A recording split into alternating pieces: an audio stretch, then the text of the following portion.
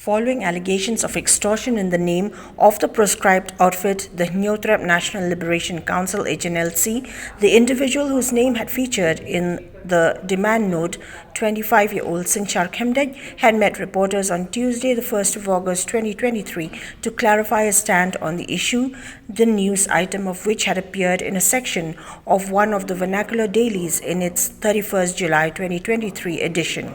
Terming the allegations as baseless, Sinchar Khemdej informed that he is in no way connected to the HNLC or any other pressure groups, but has been implicated as a result of somebody's vested interest. Further, he added that he had filed an FIR at one of the police stations in Shillong and had also met with leaders of the Nyotrap National Youth Front (HNYF) to confirm his non-involvement in the alleged extortion case.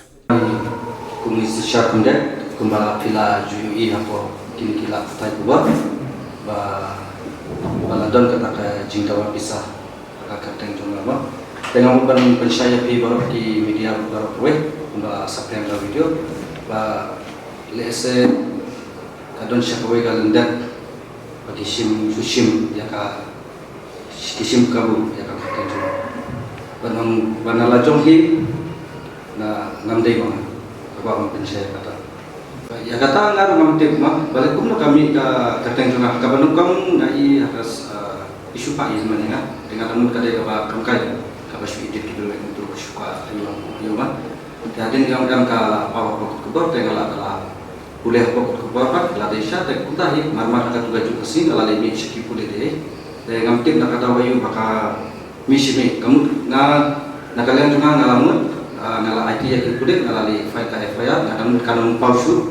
dari ngala susah dan menit 4 janmit tadi dekala pau yang ngala ibang ka lagi san forma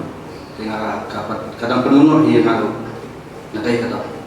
apa mulai police station panung banjadai bagi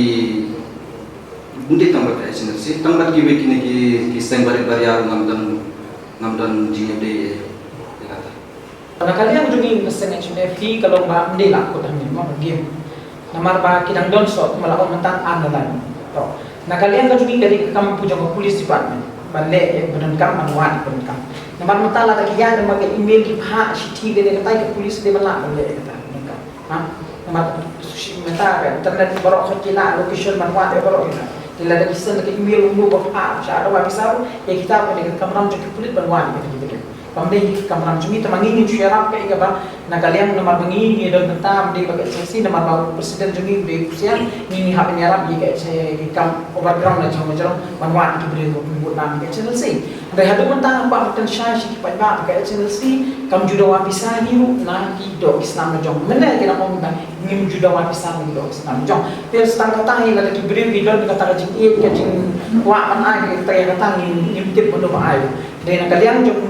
ngaso sistem kan maka HNF lu bat ngikwa pemaham sistem kiba penekam bandawan bisa ya harga keteng HNC lembaga HNF lu ngetabu na sentri minwa pangin tweet ini gibreu ni nyatre na marga long menta polis juga dibecipia ni HNF lu ni nang ya smart mendai magan ong fish put tak ni dengan hapan wan su kita gibreu di ba penekam pakala